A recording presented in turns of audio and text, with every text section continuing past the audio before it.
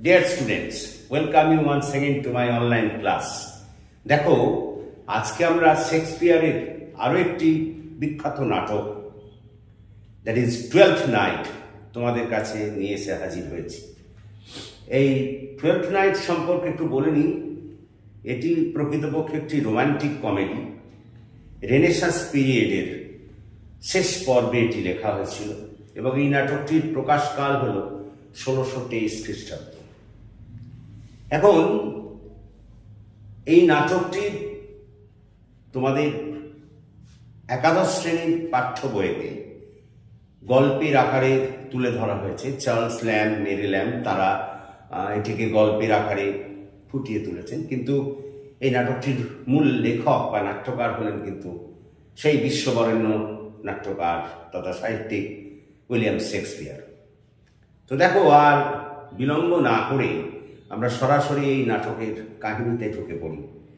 আমরা এই ক্লাসে তোমাদের প্রথমে আগে বাংলায় এই 12th নাইটটিকে আলোচনা করব এবং তারপর এখান থেকে যে সমস্ত প্রশ্ন হয়, আমি তোমাদের বলেছি যে আমি এই নাটকগুলো সমস্ত বাংলায় আলোচনা করার পর এখান থেকে যা যা প্রশ্ন হয় সব নাটকগুলোই, সব যা যা আছে শেক্সপিয়ারের তোমাদের পাঠ্য পুস্তকে, সেগুলোর আমরা কিন্তু কোশ্চেন লেখাবো এক এক করে। জাস্ট তোমরা আমার এই ক্লাসকে ফলো করো, তাহলে কিন্তু এগুলো সব তোমরা পাবে। তো এসো আর দেরি না করে আমরা গল্পের মধ্যে ঢুকে পড়ি। 12th নাইট আজকের আলোচনা।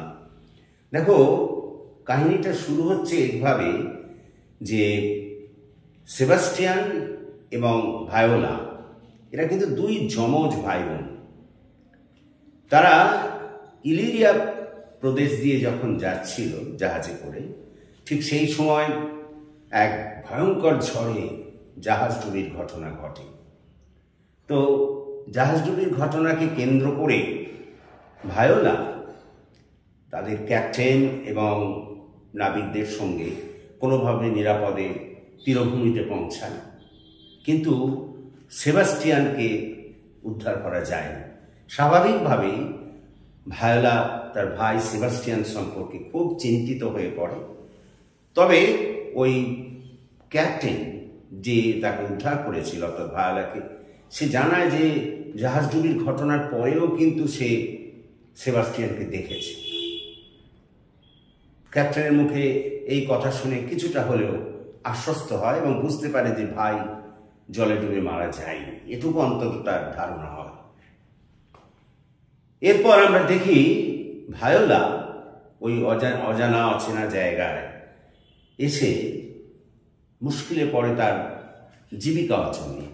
কী করে জীবিকা অর্জন করবে, কিভাবে ওখানে বেঁচে থাকবে। তো তখন সে ওই সামন্তরাজ্যেরই ডিউক এর অধীনে পুরুষ ছদ্মবেশ ধারণ করে গৃহভৃত্যের কাজ গ্রহণ করে, পরিচারকের কাজ গ্রহণ করে। ডিউক সাধারণত কোনো মহিলাকে নিয়োগ করতে রাজি ছিলেন না, সেই কারণে ভায়োলা নিজে মহিলা কিন্তু পুরুষ ছদ্মবেশ ধারণ করে ডিউকের পরিচারক হিসেবে পেশা গ্রহণ করে বা চাকরি নেয়। এবং ওই অবস্থায় ভায়োলার নামকরণ করা হয় সিজারিও, অর্থাৎ ভায়োলা সিজারিও ছদ্মবেশ ধারণ করে, পুরুষ ছদ্মবেশ ধারণ করে ওই সামন্তরাজ ডিউক বা ওই সামন্তরাজ্যের ডিউক অর্সিনোর অধীনে কাজ করতে থাকে। এবং কিছুদিনের মধ্যেই ডিউক অর্সিনোর প্রিয় পাত্র হয়ে ওঠেন ভায়োলা তথা সিজারিও। আমি বারবার বলি, ভায়োলা তো সিজারিওর রূপ ধারণ করেছে, ছদ্মরূপ নিয়েছে, ছদ্মবেশ ধারণ করেছে পুরুষ হিসেবে। তো কিছুদিনের মধ্যেই ওই ভায়োলা তথা সিজারিও ভীষণ প্রিয় পাত্র হয়ে ওঠেন ডিউক অর্সিনোর। এক কথায় তাকে ছাড়া তার দিন কাটানোই এক প্রকার অসম্ভব হয়ে পড়ে।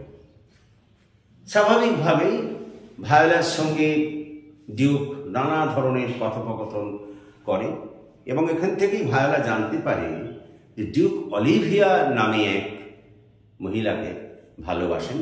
কিন্তু সমস্যা হলো এই যে অলিভিয়া ডিউককে মোটেই ভালোবাসেন না, তিনি বারবার তাকে প্রত্যাখ্যান করেছেন। এটা কিন্তু ডিউকের মুখ থেকেই শুনেছে আমাদের ভায়োলা। তখন ডিউক ভায়োলাকে তথা সিজারিওকে, আমি বারবার বলছি ভায়োলা এখানে কিন্তু সিজারিও রূপ ধারণ করে আছে, সিজারিওকে অলিভিয়ার কাছে তার পক্ষে ঘুষাবিদা করার জন্য পাঠায়, যাতে যাতে অন্তত পক্ষে ভায়োলা তথা সিজারিও গিয়ে অলিভিয়াকে ডিউকের পক্ষে মত করাতে পারে, অর্থাৎ ডিউকের প্রতি ভালোবাসা আদায় করতে পারে। যথারীতি ভায়োলা তথা সিজারিও অলিভিয়ার কাছে যায় এবং অলিভিয়াকে ডিউক এর অর্সিনোর নানা গুণপনার কথাও বলে, কিন্তু কিছুতেই অলিভিয়ার প্রেম অর্সিনোর প্রতি আদায় করতে পারে না, অর্থাৎ ডিউকের প্রতি আমাদের অলিভিয়ার কোনো প্রেম নেই, অর্থাৎ ডিউক অর্সিনোকে সে স্বামী হিসেবে চায় না। বরঞ্চ মজার ব্যাপার হলে অলিভিয়া সিজারিওর প্রেমে পড়ে যায়, অর্থাৎ ভায়োলা সেটা অ্যাকচুয়ালি মেয়ে, কিন্তু গেছে তো ছদ্মবেশী, পুরুষ ছদ্মবেশ সিজারিও ছদ্মবেশে, তো সেই সিজারিওকে অলিভিয়া ভালোবেসে ফেলে এবং এতটাই ভালোবেসে ফেলে যে তাকে একটা হীরের আংটি পর্যন্ত তাকে প্রদান করে স্মারক হিসেবে। সে যে তাকে ভালোবাসে এই স্মারক হিসেবে অলিভিয়া ভায়োলা তথা সিজারিওকে একটা হীরের আংটিও প্রদান করে। তো এইভাবেই ভায়োলা প্রায় তথা সিজারিও অলিভিয়ার বাড়িতে আসে। একদিন যখন অলিভিয়ার বাড়ি থেকে সিজারিও তথা ভায়োলা বের হচ্ছে, তখন ওই অলিভিয়ারই আর এক ব্যর্থ প্রেমিক তাকে দ্বন্দ্বযুদ্ধে আহ্বান করে, মানে আমাদের ভায়োলা তথা সিজারিওকে। ঠিক সেই সময় ওইখানেই আবির্ভাব ঘটে অ্যান্টোনিও নামে এক ক্যাপ্টেনের, জাহাজের ক্যাপ্টেন, যে ভায়োলার দাদা সেবাস্টিয়ানকে রক্ষা করেছিল, বাঁচিয়েছিল। এখন ভায়োলা তথা সিজারিওকে দেখতে তো সেবাস্টিয়ানের মতো, কারণ তারা তো যমজ, একই রকম দেখতে।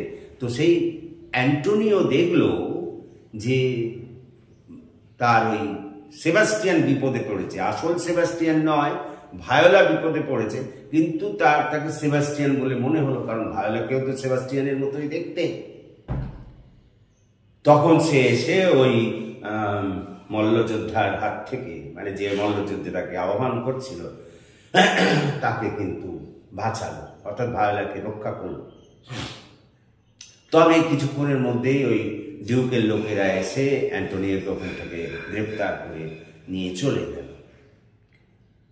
এইভাবেই ঘটনার গতি প্রকৃতি যখন গড়িয়ে চলছে, তখন আমরা দেখি যে ওই স্থান, ঠিক ওই জায়গাতেই প্রকৃত সেবাস্টিয়ান, মানে যে আসল সেবাস্টিয়ান, তার আবির্ভাব করল এবং তাকেও কিন্তু ওই ব্যর্থ প্রেমিক, মানে আমাদের অলিভিয়ার ব্যর্থ প্রেমিক, তাকেও আক্রমণ করল।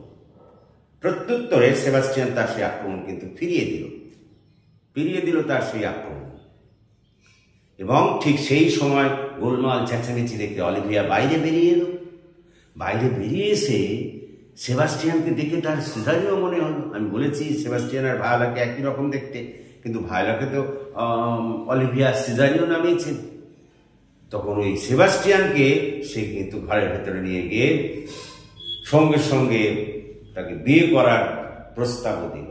সেবাস্টিয়ান অবশ্য তাতে কোনো আপত্তি জানায়নি, সেই প্রণয়ে রাজি হয়ে গিয়ে সে বিয়ে থা করার সিদ্ধান্ত নিয়ে ফেলে। পুরো থেকে বিয়ে থাও কিন্তু হয়ে গেল। তো এরপর আমরা দেখি যে অর্সিনো, অর্থাৎ ডিউক অর্সিনো, যিনি বারবার প্রত্যাখ্যাত হয়েছেন ওই অলিভিয়া দ্বারা, তিনি ভায়োলাকে নিয়ে, ভায়োলা মানে আমি বলতে চাই যে সিজারিওকে নিয়ে একবার শেষবারের মতো অলিভিয়ার সঙ্গে দেখা করতে যেতে চান। তো তাকে নিয়ে অলিভিয়ার বাড়িতে এসে হাজির হল। অলিভিয়া তখন তাকে পরিষ্কারভাবে জানিয়ে দিলেন যে তার বিয়ে থা হয়ে গেছে, সে সেবাস্টিয়ানকে বিয়ে করেও ফেলেছে, এ কথা জানিয়ে দিল। অর্থাৎ ডিউককে পুনরায় সে প্রত্যাখ্যান করে জানিয়ে দিল যে সেবাস্টিয়ানকে সে বিয়ে থা করে ফেলেছে আর এসব কিছু করে লাভ নেই। এবং সেই মুহূর্তে সেই যে অ্যান্টোনিও, যাকে গ্রেপ্তার করে নিয়ে যাওয়া হয়েছিল, তাকেও সেখানে আনা হলো। সে এসে আমাদের ভায়োলা, আমি বারবার বলছি, তাকে সেটা যমজ ভাই, এই যমজ বোন সেবাস্টিয়ানের একই রকম দেখতে, তাকে সেবাস্টিয়ান মনে করে তার কাছ থেকে টাকার থলি রেখেছিল, যে টাকা মানে সেবাস্টিয়ানকে টাকা দিয়েছিল রাখতে আমাদের ওই ক্যাপ্টেন, সেটা সে ফেরত চাই। কিন্তু ও ভায়োলা তো কিছু বুঝতে পারে না, আসলে দিয়েছিল তো সেবাস্টিয়ানকে, সে তো অ্যাকচুয়ালি ভায়োলা নয়। তো সেটা না দিতে পারে তাকে সে অকৃতজ্ঞ ইত্যাদি ইত্যাদি বলে করতে শুরু করলো। তো যাই হোক, ঠিক সেই সময় আমাদের প্রকৃত যে সেবাস্টিয়ান, সে ওখানে কিন্তু এসে হাজির হয়ে গেল। অর্থাৎ সেবাস্টিয়ান একদিকে আর অন্যদিকে ভায়োলা তথা যার নাম এখন সিজারিও, দুজনেই কিন্তু দুজনের মুখোমুখি হল। তখন ডিউক কিন্তু দ্বন্দ্বে পড়ে গেলেন যে এ কে, সিজারিও প্রকৃত কে? তখন সিজারিওর প্রকৃত পরিচয় উদ্ঘাটিত হলো, সে ভায়োলা।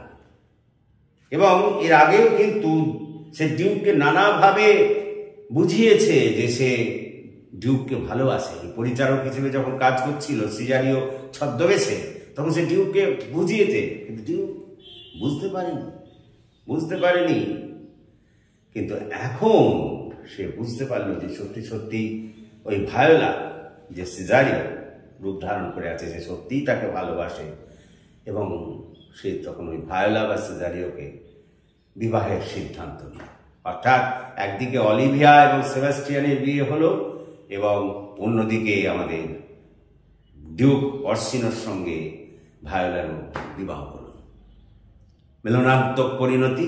সুতরাং এটা একটা সুন্দর কমেডি এবং অবশ্যই রোম্যান্টিক কমেডি। তো দেখো, এখান থেকে তোমাদের যেসব প্রশ্নগুলো সাধারণত হয়, সেই প্রশ্নগুলো বলতে গিয়ে বলি, যেটা কমেডি নাটক হিসেবে কতখানি সার্থক, এই প্রশ্ন প্রায়ই আসে। কমেডি হিসেবে এটা কতটা সার্থক? অনেক সময় এই নাটকের প্রকৃতি বিচার করতে দেয়, যে what type of drama it is.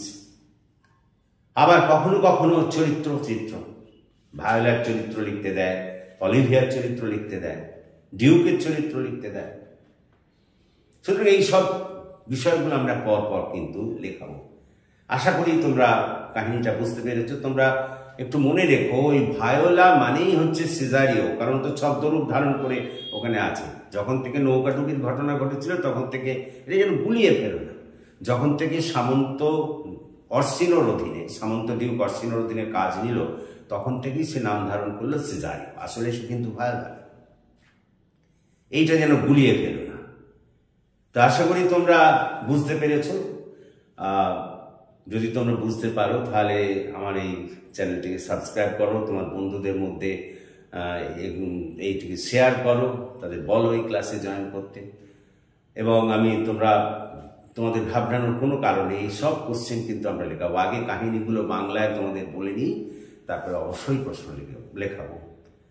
Thank you for watching and listening. Please comment, share and subscribe to my channel.